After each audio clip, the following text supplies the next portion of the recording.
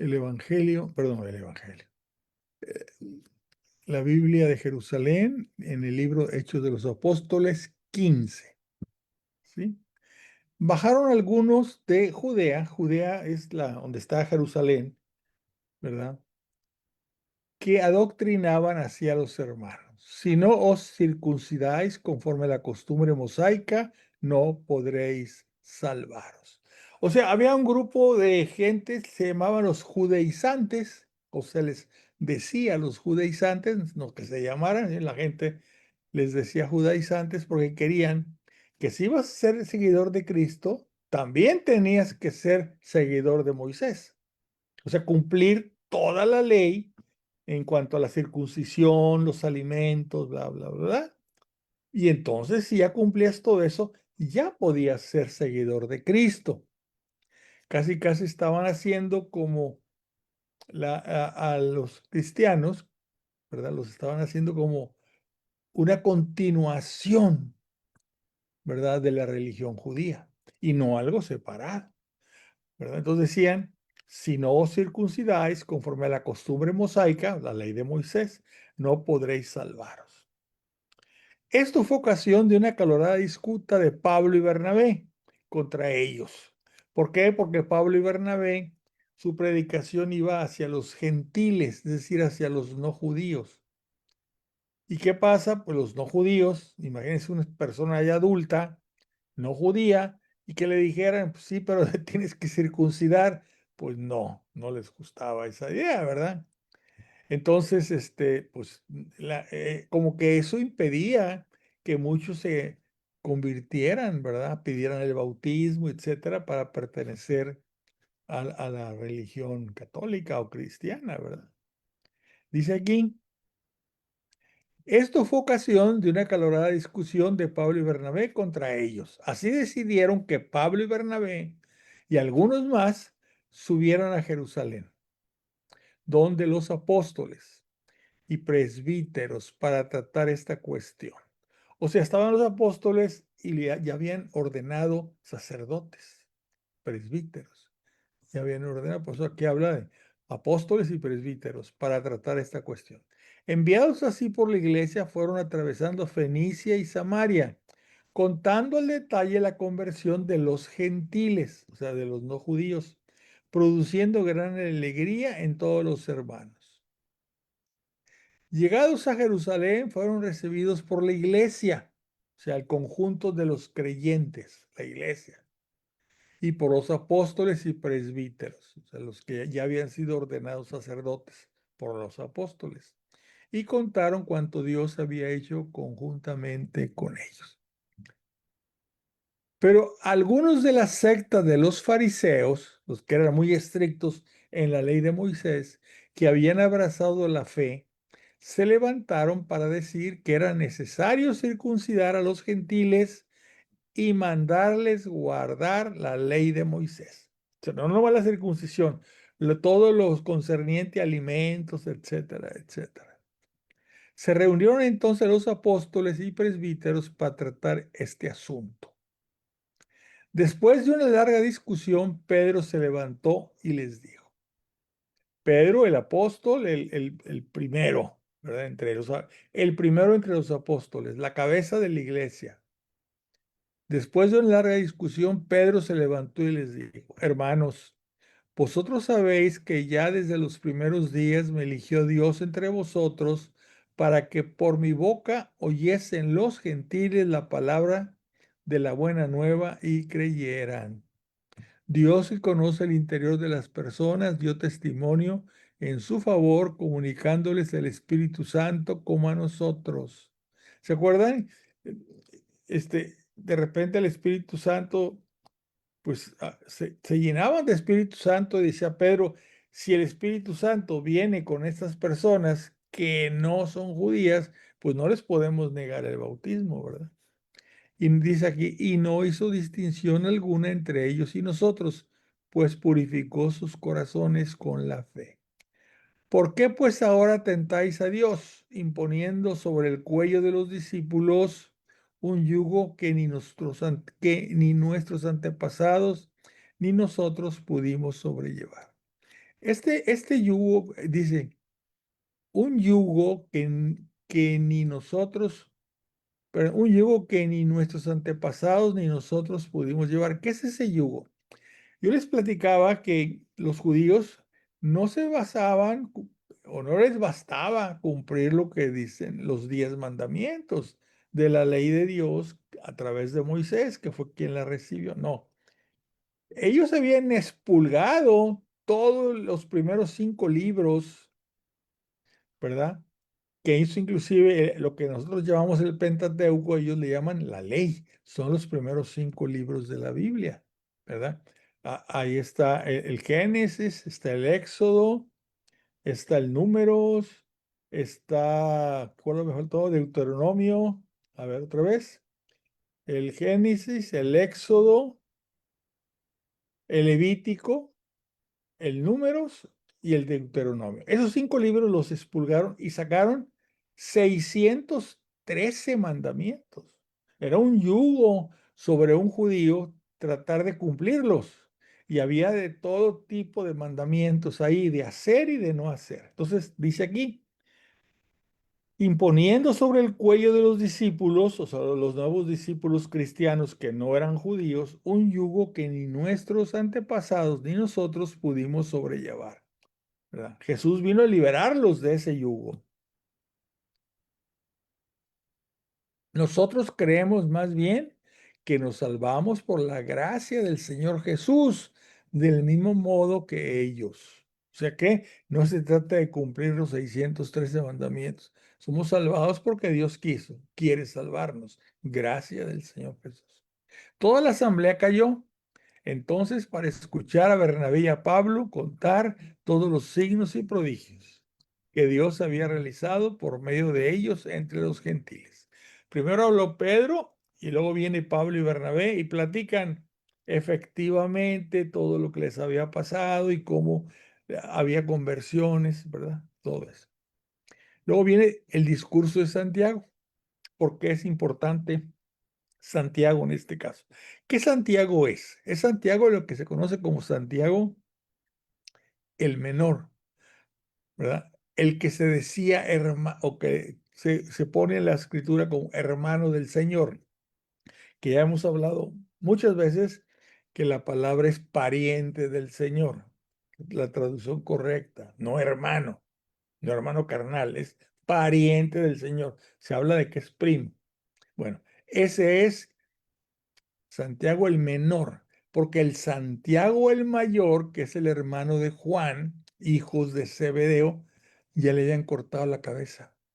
¿Recuerdan? Platicamos inclusive que los discípulos de este Santiago, Santiago el mayor, se llevaron la cabeza a España y fue a dar allá donde está ahora en Santiago de Compostela, ¿verdad? Bueno, pues aquí está hablando Santiago, dice, fíjate, termina el que se dice pariente del Señor o hermano del Señor, primo del Señor.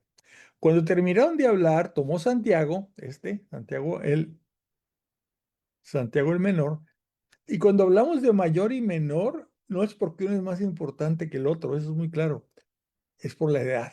Uno era más grande, otro más joven. Aquí es el joven. Cuando terminaron de hablar, tomó Santiago el menor la palabra. Hermanos, escuchadme. Simeón ha referido cómo Dios intervino por primera vez para procurarse entre los gentiles un pueblo que honrase su nombre.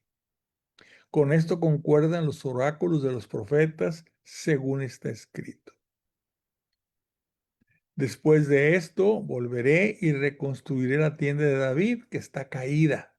Reconstruiré sus ruinas y la volveré a levantar, para que el resto de los hombres busque al Señor y todas las naciones que han sido consagradas a mi nombre.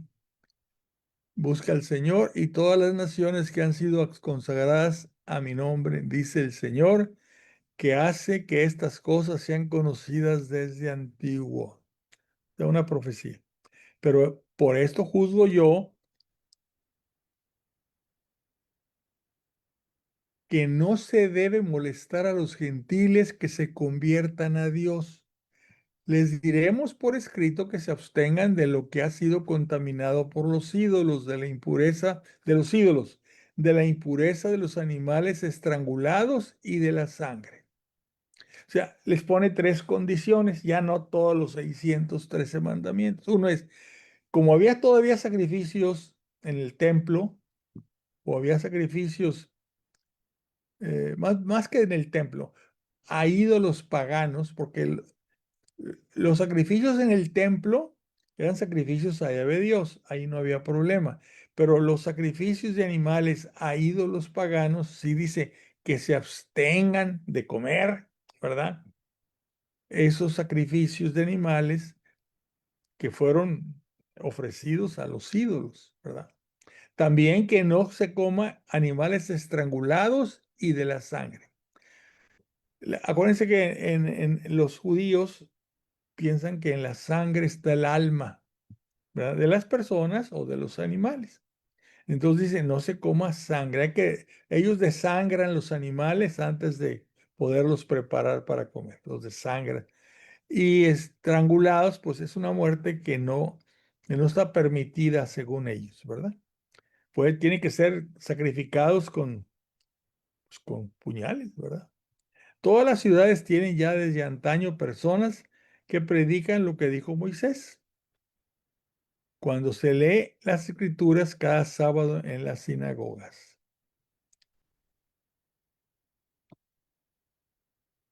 Bueno, entonces decidieron los apóstoles y presbíteros, de acuerdo con toda la iglesia, elegir de entre ellos algunos hombres y enviarlos a Antioquía con Pablo y Bernabé. Enviaron en concreto a Judas, llamado Barsabas, otro Judas, y a Silas, que era dirigente entre los hermanos. Por su medio les enviaron esta carta. Bueno, entonces habló Pedro, luego habló Pablo y luego habló Santiago. Dice la carta: los apóstoles y los presbíteros, hermanos, saludan a los hermanos venidos de la gentilidad que están en Antioquía, en Siria y en Cilicia. Habiendo sabido que algunos de entre nosotros, sin mandato nuestro, os han perturbado con sus palabras, trastornando vuestros ánimos, hemos decidido de común acuerdo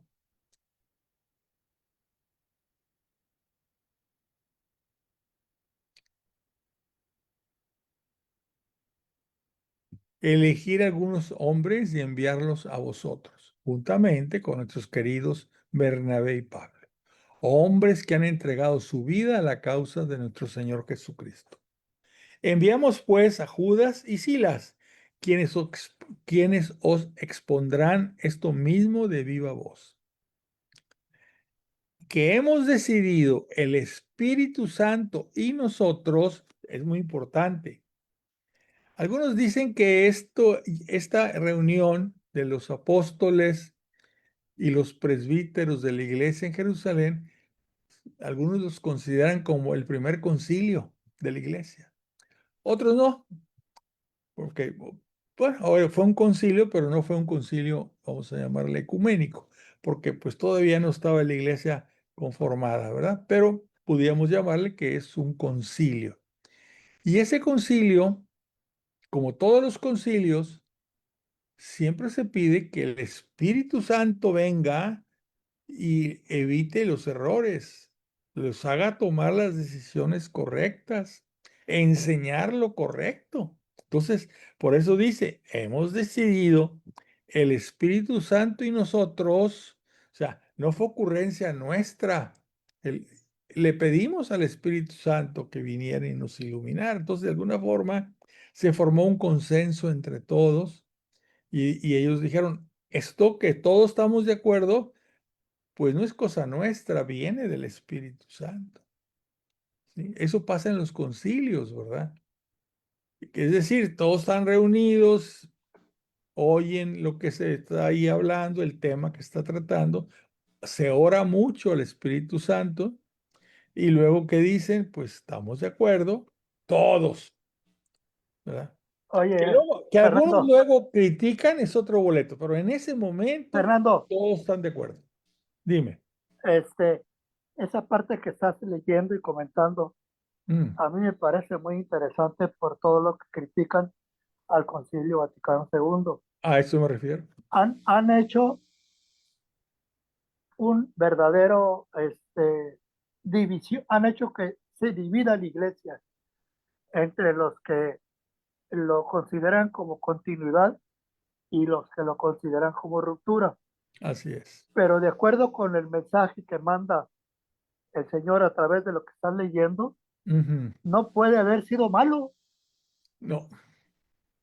El Espíritu Santo ha venido inspirando a todos los concilios de la iglesia. La oración que nosotros decimos al empezar esta lectura es la oración con la que empiezan los concilios. Ven Espíritu Creador. Claro, lo dicen en latín, ¿verdad? Eh, y nosotros lo decimos porque es lo mismo. O sea, no queremos hacer nada que no venga del Espíritu Santo. Y en los concilios así es. Hay críticas, ok, a la hora de la hora se vota y todos, los que están de acuerdo, que normalmente es todos o casi todos, ¿verdad? Firman un acta donde todos están de acuerdo con el acuerdo que se toma. Que luego pase como pasa, y perdón, me voy a decirlo, con el Monseñor Lefebvre, que se echa para atrás porque él firmó y luego se echó para atrás, ¿verdad? Y por los cambios en la liturgia, etcétera. Él se echa para atrás y no quiere reconocer él y sus seguidores al Concilio Vaticano II. Pero eso fue ya posterior por otros motivos. Cuando el Espíritu Santo ilumina y todos están de acuerdo, se vota y todos están de acuerdo, esa decisión está respaldada por el Espíritu Santo, ¿verdad? Que iluminó a todos los padres que le llaman conciliares, ¿verdad? Y nosotros, pues, algunas gentes critican al Concilio Vaticano II porque la redacción es ambigua en ciertos puntos, etcétera, pero no va en contra de lo que enseña la iglesia. Claro, podía haberse redactado de forma más precisa, sí, de acuerdo, pero reconocemos al Concilio Vaticano II como uno de los concilios, ¿verdad?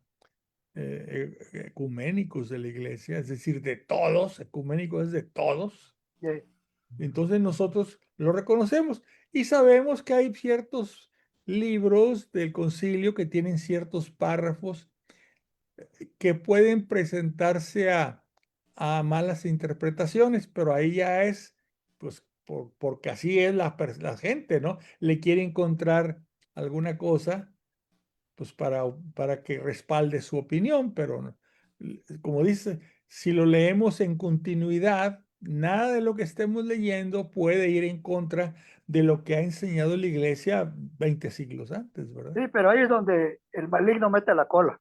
Así es. Gente que se cree más sabia, ¿verdad? Exacto. Y que da su propia opinión y que dice, yo no reconozco el Concilio Vaticano II. Espérate, si lo tienes que reconocer porque es magisterio de la iglesia, punto. Sí. ¿Verdad? Seguimos. Dice aquí, enviamos pues a Judas y a Silas, quien nos expondrá esto mismo de viva voz, o sea, lo que acabamos de leer, y que hemos decidido, el Espíritu Santo y nosotros, no imponeros más carga que estas indispensables. Y repiten las causas, lo indispensable, abstenerse de lo sacrificado a los ídolos, o sea, sacrificios a los ídolos paganos, de la sangre de los animales estrangulados y de la impureza. Aquí le agregaron y de la impureza.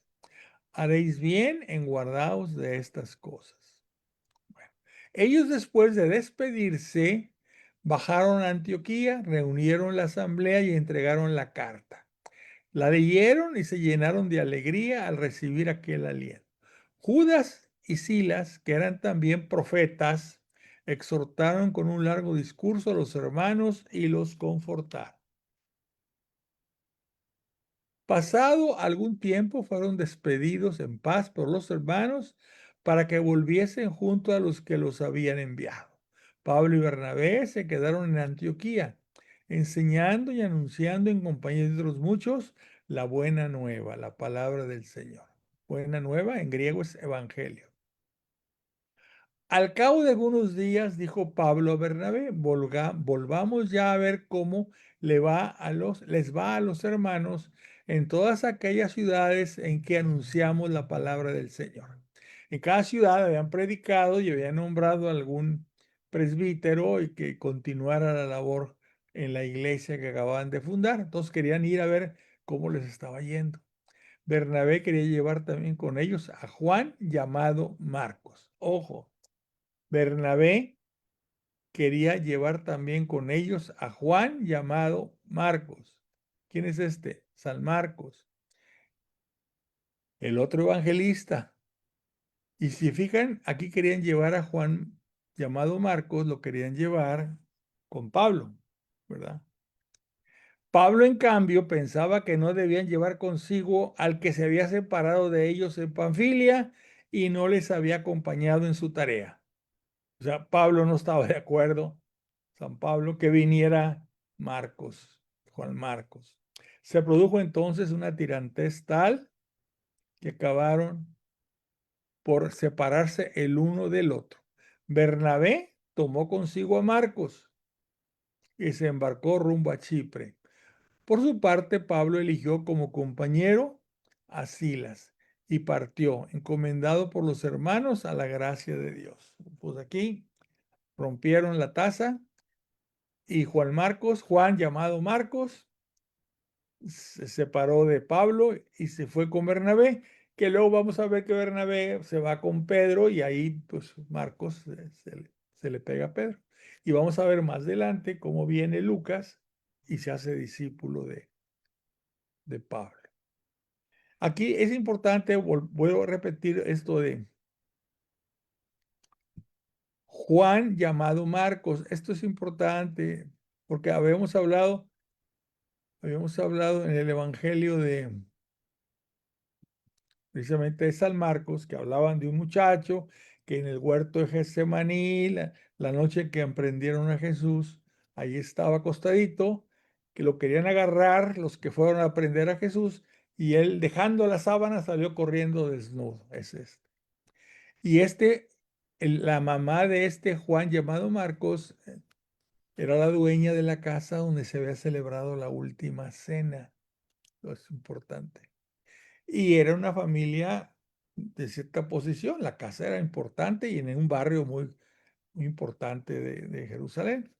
Tan así que cuando Pedro va a la casa del sumo sacerdote, va acompañado de un discípulo que no dice ahí, él no pone su nombre. Marcos no le gusta hablar de sí mismo. Entonces dice que el discípulo entró y a Pedro lo pararon en la puerta.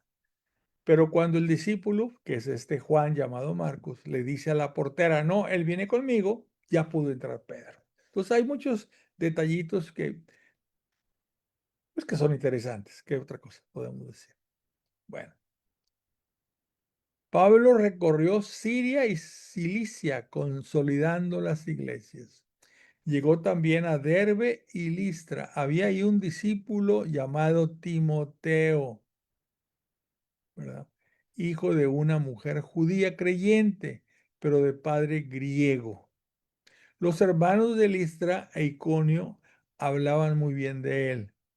Pablo quiso llevárselo consigo, pero antes le circuncidó para evitar altercado con los judíos que había por aquellos lugares, pues todos sabían que su padre era griego. Y aquí hay algo pues, criticable, podemos decir, para Pablo. Si ya habían dicho en el concilio de Jerusalén que no había que circuncidar a los no judíos, porque aquí sí agarran a Timoteo y lo circuncidan. ¿Por qué? Dice aquí, para evitar altercados con los judíos que había por aquellos lugares, pues todos sabían que su padre era griego. Aquí era un caso difícil de interpretar. La mamá era judía, el papá era griego. Para los judíos, la importancia para ser judío es la mamá. Entonces, para la mamá, para los judíos, como la mamá era judía, Timoteo era judío. Y los judíos tenían que circuncidarse. Los no judíos, los gentiles, quedaron abstentos de tener que circuncidarse. Pero los judíos, cuando menos hasta estos momentos, tenían que seguir la ley de Moisés en cuanto a la circuncisión. Entonces, para evitar críticas o problemas, ¿sí? Dice aquí, para evitar altercados con los judíos que había por aquellos lugares, pues los circuncida, pues todos sabían que su padre era griego. Ahora vamos a ver quién es este Timoteo, porque lo vamos a ver más adelante. ¿Sí? Vamos a ver unas epístolas de San Pablo destinadas a Timoteo. Este es Timoteo. Y vamos a ver más adelante que le impone las manos y lo nombra, lo nombra episcopo, o sea, obispo. O sea, episcopo en griego quiere decir supervisor. Lo nombra encargado de una iglesia en una ciudad grande, ¿verdad? Episcopo. Bueno, entonces este es el Timoteo. Las cartas a Timoteo lo vamos a ver cuando veamos a Pablo. Conforme iban pasando por las ciudades, informaban a los creyentes de las decisiones tomadas por los apóstoles y presbíteros en Jerusalén, con el propósito de que las cumpliesen. O sea, lo que les digo, si ya había habido una decisión tomada en Jerusalén por el primer concilio, pues ¿por qué a Timoteo sí? Por esa situación especial de Timoteo, mamá judía, padre griego, o sea, no judío. En cambio aquí estas decisiones, a tal como están escritas, es que los gentiles, o sea, los no judíos, no tenían que circuncidarse. Timoteo estaba, pues, ¿qué eso no es? Pues él es judío y por lo tanto, ahí le va la circuncisión. Atravesaron Frigia y la región de Galacia, pues el Espíritu Santo les había impedido predicar la palabra en Asia. O sea, tenían algunos obstáculos y no pudieron cruzarse a Asia. Estando allá cerca de Misia, intentaron dirigirse a Bitinia, pero no se los consintió el Espíritu de Jesús, o sea, el Espíritu Santo. Atravesaron pues Misia y bajaron a Troade. Ellos cuando ven que no pueden seguir avanzando en su prédica, como se sienten enviados por Jesús y dirigidos por el Espíritu Santo, si por aquí no se puede, pues nos vamos por otro lado. O sea, el Espíritu Santo no nos abre las puertas por aquí, pues nos las abre por otro lado. Cierta noche tuvo Pablo una visión. Un macedonio estaba de pie suplicándole, pasa a Macedonia y ayúdanos. En cuanto tuvo la visión, intentamos de inmediato pasar a Macedonia, persuadidos de que Dios nos había llamado para evangelizar a sus gentes. Así pues, nos embarcamos en Troade y navegamos derechos a Samotracia. Al día siguiente fuimos a Neápolis y de allá a Filipos, principal colonia de la demarcación de Macedonia. En esta ciudad nos detuvimos algunos días. Fíjese, aquí hay un cambio. No sé si lo notaron. Fíjese aquí, cierta noche tuvo Pablo una visión. Está hablando de Pablo en tercera persona. Yo, tú, él. Él, Pablo, tuvo una visión. Está hablando en tercera persona, como alguien, ¿cómo te puedo decir? Extraño que estar contando una historia. Pero aquí cambia. Así pues nos embarcamos. Ya habla en primera persona, primera persona de plural, ¿no? Yo, nosotros. O sea, cambia la redacción. La gente no se ha puesto de acuerdo porque hay este cambio, ¿verdad? puede haber sido a la hora de ¿cómo se llama? De traducir, porque originalmente estaba en griego. Puede ser que, pues como que aquí ya, ¿cómo podemos decir? Aquí ya Lucas, pues con más confianza, ¿verdad? Ya se incluye en el relato. Así pues nos embarcamos, como que aquí ya forma parte de los seguidores de Pablo. Así pues nos embarcamos a Troade y navegamos derechos a Samotracia. Al día siguiente fuimos a Neápolis y de ahí a Filipos, principal colonia de la demarcación de Macedonia. En esta ciudad nos detuvimos algunos días. El sábado pasamos de la ciudad y fuimos a la orilla de un río donde suponíamos que habría un lugar de oración. Nos sentamos y empezamos a hablar a las mujeres que habían concurrido.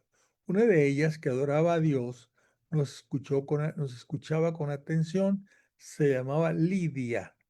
Era natural de la ciudad de Tiatira y se dedicaba a la venta de tejidos de púrpura. El Señor le abrió el corazón para que se adhiriese a las palabras de Pablo. Cuando ella y los de su casa recibieron el bautismo, suplicó. Fíjense otra cosa importante. Cuando ella y los de su casa se bautizaban familias enteras. Había adultos y había niños y había bebitos. O sea, el bautismo era para todos. Si juzgáis que soy fiel al Señor, venid y hospedaos en mi casa. Y nos obligó a ir. Un día, cuando nos dirigíamos al lugar de oración, nos salió al encuentro una esclava poseída de un espíritu adivino, que solía pronunciar oráculos, proporcionando así mucho dinero a sus amos. La explotaban, ¿no? Se supone que hablaba de futuro, ¿verdad? Nos seguía a Pablo y a nosotros gritando: estos hombres son siervos de Dios, del Dios Altísimo, que os anuncian un camino de salvación. Venía hablando, dice aquí, venía haciendo esto durante muchos días. Cansado, Pablo se volvió y dijo al Espíritu: en nombre de Jesucristo te mando que salgas de ella. Y en aquel mismo instante salió. Como dice aquí, una esclava poseída por un espíritu adivino. Estaba poseída. Y ese espíritu adivino, pues lo que hacía era que hablara sobre cosas desconocidas o sobre lo que iba a pasar en el futuro, etcétera. ¿Sí? Y entonces, ¿qué pasa aquí? En nombre de Jesucristo te mando que salgas de ella, y en aquel mismo instante ese espíritu salió de ella. Pero pasó un problema. Al ver sus amos que se les había ido su esperanza de ganancia, porque pues sacaban dinero de esta mujer, de sus profecías, prendieron a Pablo y a Silas y los arrastraron hasta el ágora ante los magistrados. Los presentaron a los pretores y dijeron: esos hombres alborotan nuestra ciudad, son judíos y predican unas costumbres que nosotros, por ser romanos, no podemos aceptar ni practicar. Había que echarles en contra, ¿verdad? La gente se amotinó contra ellos, de modo que los pretores ordenaron que les arrancaran la ropa y que los azotaran con varas. Después de haberles dado muchos azotes, los metieron en la cárcel y mandaron al carcelero que los custodiase con sumo cuidado. Al recibir tal orden, los metió en el calabozo interior y sujetó sus pies en el cepo. Hacia la medianoche, Pablo y Silas estaban en oración cantando himnos a Dios. Los presos los escuchaban. De repente se produjo un terremoto tan fuerte que los mismos cimientos de la cárcel se conmovieron. Al momento quedaron abiertas todas las puertas y se soltaron las cadenas de todo. Al despertarse el carcelero y al ver las puertas de la cárcel abiertas, sacó la espada con intención de suicidarse. Pues le habían encargado a esos presos y como se le escapaba, pues le iban a una muerte terrible. Prefirió tratar de suicidarse, creyendo que los presos habían huido. Pero Pablo le gritó: no te causes ningún daño, que estamos todos aquí. O sea, no se fueron, se quedó Pablo y su compañero, se quedaron ahí, a pesar de que les habían caído los grilletes y se había abierto la puerta y todo lo demás. Ellos se quedaron ahí. El carcelero pidió luz, entró de un salto y se arrojó tembloroso a los pies de Pablo y Silas. Los sacó fuera y les dijo: señores, ¿qué tengo que hacer para salvarme? O sea, había estado oyendo la predicación. ¿Sí? Le respondieron: ten fe en el Señor Jesús y te salvarás junto con tu familia. Y anunciaron la palabra del Señor a él y a todos los de su casa. En aquella misma hora de la noche el carcelero los tomó consigo, les lavó las heridas. Inmediatamente recibieron el bautismo él y todos los suyos. Tenemos otro ejemplo. Están bautizando familias completas, desde los bebitos hasta los ancianitos.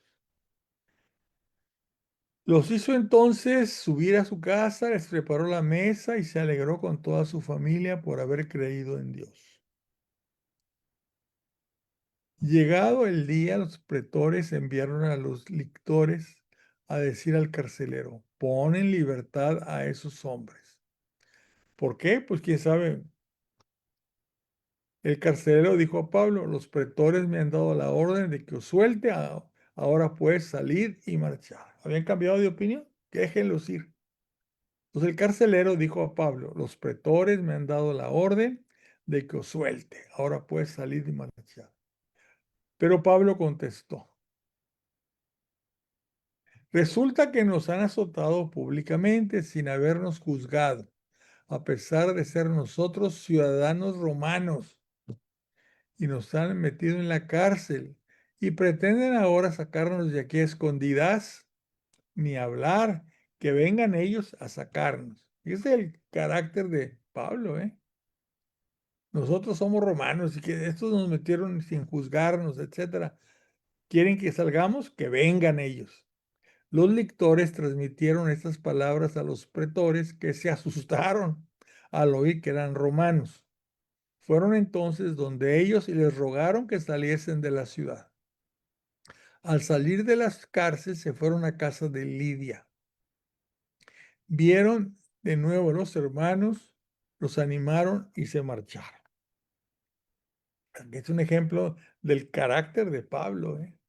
No se dejaba amilanar. Yo soy romano y tengo derecho a esto y esto.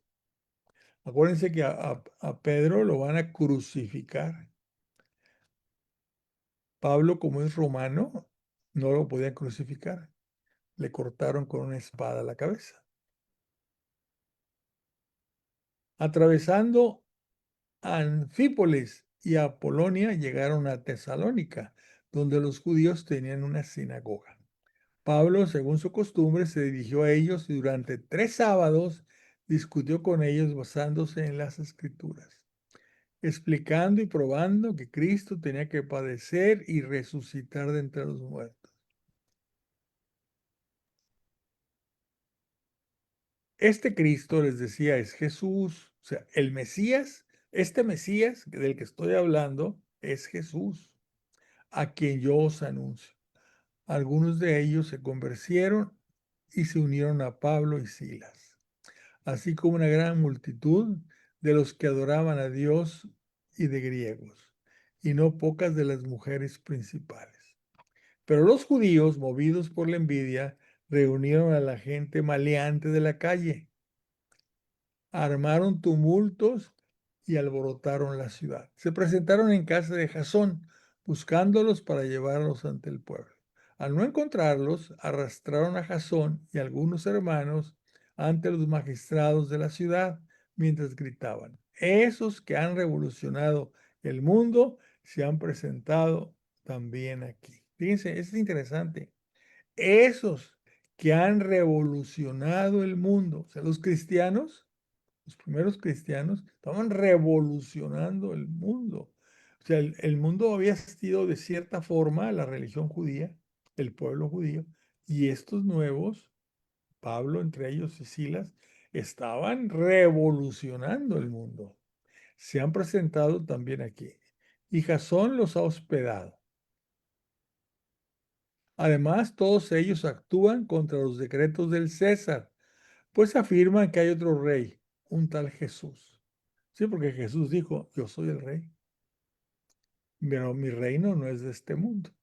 Al oír esto, la gente y los magistrados de la ciudad se alborotaron, pero después de recibir una fianza de Jasón y de los demás, los dejaron marchar. Inmediatamente por la noche los hermanos enviaron hacia Berea a Pablo y a Silas. Ellos al llegar ahí se dirigieron a la sinagoga de los judíos. Estos, que eran de un natural mejor que los de Tesalónica, aceptaron la palabra de todo corazón. Diariamente examinaban las escrituras para ver si las cosas eran así. Muchos judíos creyeron y también los griegos, entre los que había mujeres distinguidas y no pocos hombres. Pero cuando los judíos de Tesalónica se enteraron de que también en Berea había predicado Pablo la palabra de Dios, fueron allá y se dedicaron a agitar y alborotar a la gente. Entonces los hermanos hicieron marchar a toda prisa a Pablo hasta el mar, mientras que Silas y Timoteo se quedaron ahí. Los que conducían a Pablo lo llevaron hasta Atenas y se volvieron con una orden para Timoteo y Silas de que fueran a donde él lo antes posible. Mientras Pablo les esperaba en Atenas, sentía indignación en su interior al ver la ciudad llena de ídolos. O sea, Atenas era la cumbre de la, ¿cómo puedo llamarle? Pues de Grecia, de la cultura greca, ¿verdad? De Grecia. Era el alma. Y entonces pues, ahí a través de los siglos, habían llegado cultos a un montón de ídolos. Y los de Atenas lo permitían, les permitían construir sus templos y había gente que adoraba a uno o a otro o al otro. No había oposición, ¿verdad? Sobre a qué Dios adorar. Entonces dice aquí que Pablo, pues al ver eso, que la ciudad está llena de ídolos, se indignó. Discutía en la sinagoga con los judíos y con los que adoraban a Dios. Y lo mismo hacía diariamente en el ágora con los que por ahí se encontraban. Trabajaban también conversación con él algunos filósofos epicúreos y estoicos. Son las filosofías que buscan la perfección del hombre a través pues unos a través de los goces de lo que hay en el mundo y otro estoicos es al revés. Privaban de todo esto. Uno permitía todos los lujos y las cosas, vamos a poner entre comillas, buenas de la vida, placenteras de la vida, y los estoicos al revés, ¿verdad? Que no querían nada de eso, eran estoicos. Unos decían que querrá decir este charlatán, o sea, lo que decía Pablo, otros comentaban, parece ser un predicador de divinidades extranjeras. Lo decían porque anunciaba a Jesús y hablaba de la resurrección. Un día tomaron consigo y lo llevaron al Areópago. ¿Qué es el Areópago? Hemos oído hablar mucho del Areópago. Vamos a ver aquí qué dice. El nombre designa una colina situada al sur del Ágora. También designa el Consejo Supremo de Atenas, que en otros tiempos tenía ahí sus sesiones.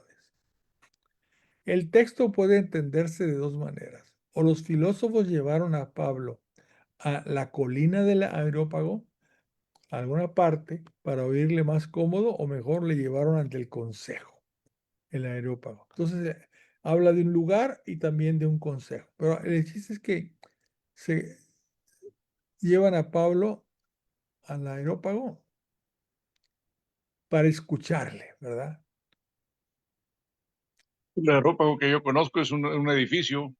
Bueno, ha de ser un edificio, pero era donde se reunía el consejo, ¿verdad? Y está en una colina. La colina también se llama aerópago, el edificio donde se reúne el consejo es el aerópago.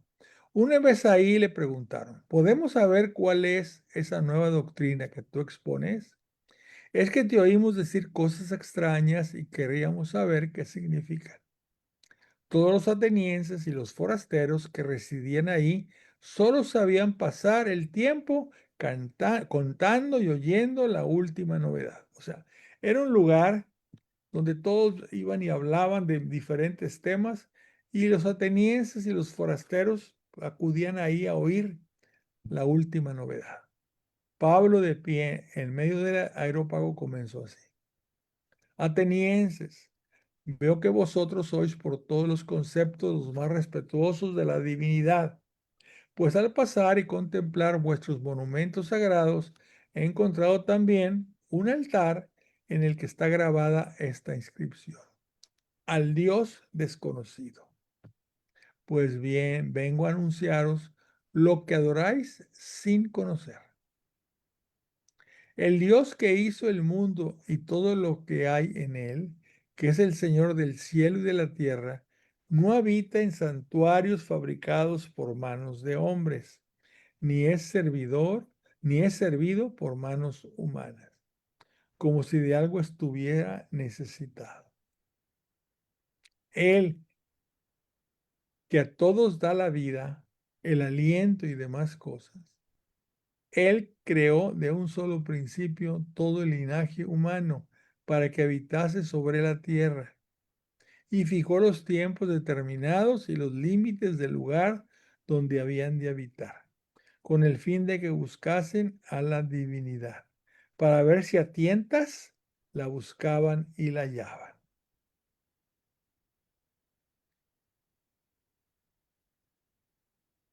Pero no pensemos que se encuentra lejos de cada uno de nosotros, pues en Él vivimos, nos movemos y existimos. Esto es muy repetido en nuestra iglesia. ¿Ya? Dios lo llena todo y fuera de Dios no existe nada, ni siquiera la nada. Entonces, si Dios lo llena todo, nosotros vivimos en Él, vivimos en Dios. O sea, en el lugar donde, vamos a llamarle, en el cosmos o en donde se encuentra Dios, que llena todo, ahí vivimos nosotros. No estamos separados de Dios. Dice, en Él vivimos, nos movemos y existimos. Entonces, no estamos lejos de Dios. Estamos cerca. Lo que pasa es que nosotros nos alejamos de Dios. O sea, estamos en Él, pero le ponemos barreras con nuestros pecados. Le ponemos barreras. Pero estamos en Él vivimos, nos movemos y existimos para recibir todo su amor, pero al pecar contra Dios o contra el prójimo, le ponemos barreras. Dice aquí, porque somos también de su linaje. Si somos pues del linaje de Dios, no debemos pensar que la divinidad sea algo semejante al oro, la plata o la piedra, modelado por el arte e ingenio humano. Es decir, fíjense aquí, somos del linaje de Dios. ¿Qué es eso? Somos creados a su imagen y semejanza. Dice, por lo tanto, dice aquí, no debemos de pensar que la divinidad sea algo semejante al oro, a la plata o la piedra, modelados por el arte y el ingenio humano. La divinidad no es un ídolo, no es algo que está hecho de oro, de plata, modelado por la mano del hombre, los ídolos, no. La divinidad no tiene nada que ver con esas figuritas. ¿Sí? Dios, pues, pasando por alto los tiempos de la ignorancia, Anuncia ahora a los hombres que todos y en todas partes deben convertirse, porque ha fijado el día en que va a juzgar al mundo según justicia, por medio del hombre que ha destinado y del que ha dado garantía ante todos al resucitarlo de entre los muertos. O sea, Jesús, Dios y hombre verdadero. Al oír que mencionaban la resurrección de los muertos, algunos se burlaron de él y otros dijeron, sobre esto ya te oiremos otra vez. O sea, todo iba muy bien hasta que hablaron de alguien que resucitó. Entonces Pablo los dejó ahí y se marchó.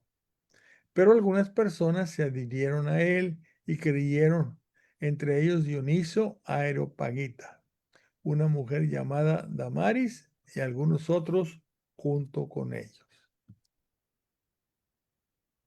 Bueno, vamos a dejarlo aquí en el 18. Déjenme más explicarles un poquito, que platiquemos un poquito sobre esto. Dice,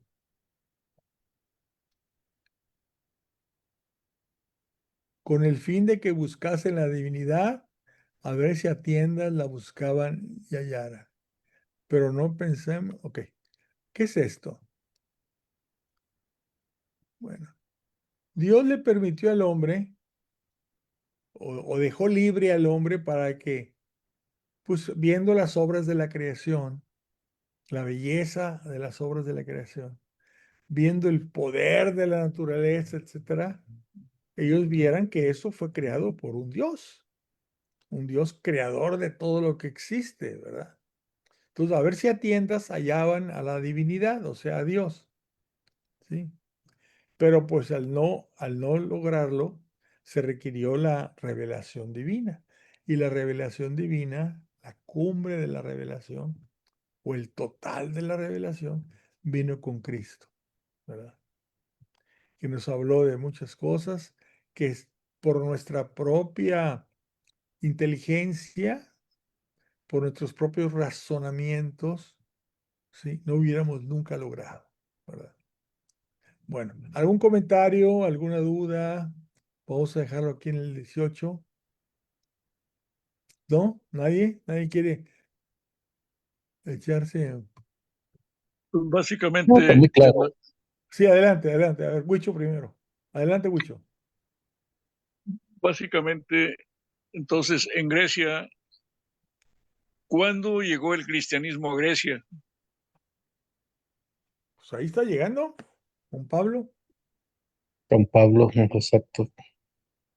O sea, aquí dice llegó a Atenas, que es la cumbre o el punto principal, aunque ya había también en ciertas ciudades de Grecia, como Corintio, sobre todo Corintio, que Exacto. tenían una gran comunidad cristiana, pero Cierto. capital, vamos, bueno, no capital, porque en aquel tiempo la Grecia no era como la Grecia de ahorita, pero la ciudad más antigua e importante, pues era Atenas, ¿verdad? Sí, porque los griegos llegaron a Israel, Ah, bueno, sí, ¿verdad? sí, sí. Mucho antes. Sí, mira, las culturas, la, la primera, hubo muchas culturas antes, pero vamos a hablar de los griegos, ¿no? Simultáneamente a la cultura persa estaba la cultura griega, sí, pero en dos zonas diferentes del mapa, ¿verdad? Dos Inclusive zonas ellos, diferentes, ¿eh? pero al mismo tiempo. Sí, simultáneamente, además, combatieron entre ellos. Acuérdate, las Termópilas, era Grecia contra Persia, las Termópilas tan famosas. Bueno, Ajá. logra conquistar Grecia, expulsa a los persas, vamos a decir, y la cultura persa domina mucho tiempo. Viene Alejandro Magno y conquista todo y conquista hasta Persia, conquista desde Egipto hasta Persia, ¿verdad? Muere Alejandro Magno y se distribuye el imperio entre sus generales.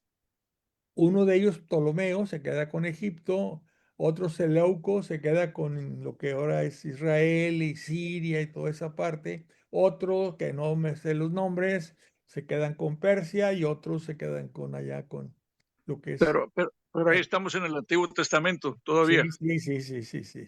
Entonces, una vez que están los persas dominando, los judíos se levantan, perdón, que están los griegos dominando, los judíos, acuérdate de los famosos macabeos, se levantan contra los griegos, los expulsan de lo que es ahora Israel y van y le piden ayuda a un pueblo que estaba empezando a tener importancia, que eran los romanos. Y los romanos Sí. vienen a Judea a ayudarles para evitar que los griegos, los descendientes de los generales griegos, pues, volvieran a conquistar Israel. Pero pues los romanos, ¿qué creen que hacen? Primero llegan dizque a defenderlos y luego llegan y se quedan y ahora sí, ellos toman el poder. Y entonces, ¿qué pasa? Llega Jesús, nace Jesús en el tiempo en que los romanos estaban Sí. poseyendo y habían dizque para defender primero y después se quedaron para explotar a lo que es Judea, Israel y todo, la zona del reino de Israel. ¿Sí? Esa es la historia desde los griegos hasta los romanos, ¿verdad? La Pero ya cultura griega más importante, ¿eh? los griegos ya cuando llegó el cristianismo a Grecia, Ujú. ya tenían antecedentes por los mismos familiares griegos que habían estado allá. Sí, griegos que iban a Israel. Había muchos judíos en Grecia que iban a Israel, a Jerusalén, a la Pascua, y luego regresaban llevando las últimas noticias. ¿Sí? Ahora, fue poco a poco, primero a través de Corintio, luego fueron subiendo. Empezaban en los puertos y luego ya se iban subiendo, ¿verdad? Ya por los caminos. Lo importante, ¿eh? Pero actualmente el cristianismo predomina ahí en Grecia, Sí, con lo que el pasa es cristianismo que oriental. es a lo que voy. Lo que pasa es que en el año 1054 hubo el cisma. La iglesia se dividió en dos. Los católicos que obedecían al Papa que estaba en Roma, por eso son católicos, apostólicos, romanos, y los que se decían católicos ortodoxos, que eran los que obedecían al patriarca que estaba en Constantinopla, Sí. que ahora se le cambió el nombre y se llama Estambul. Pero entonces la iglesia se divide en el año 1054 en dos y desde entonces no se ha vuelto a reunir, a integrar, ¿verdad? Fue una cosa política más que de cosa de teología o de lo que sea, ¿verdad? Hay un detallito ahí mínimo que ya el Papa ha dicho, eso se corrige, el filioque, pero no vamos a hablar ahorita de él. No. Entonces lo que importa aquí es decir, los griegos se convierten al cristianismo de ser paganos y adorar a multitud de dioses de todas las culturas que ellos habían convivido con ellos, De la mitología que tenían ellos. ¿sí? Y de ídolos y de dioses paganos de otras zonas donde habían ido a conquistar, ¿verdad? Habían estado ellos, acuérdate, en Persia, habían estado ellos en Egipto y algunos de esos ídolos se los llevaron a Atenas. En fin, bueno, amigos, pues no sé qué más decirles. Espero Todo que muy bien. les haya interesado. Qué bueno que no me dejaron solo. No, Les agradezco mucho. El próximo lunes volvemos al Antiguo Testamento, ¿sí? Allá estamos viendo el libro del Génesis y está muy interesante también. Bueno, pues amigos, les agradezco que se hayan conectado. Les deseo la gracia y la paz de parte de Amén. nuestro Señor Jesucristo. Muchas gracias. Saludos, buenas noches, que descansen. Gracias. Dios. Hasta luego. Bye.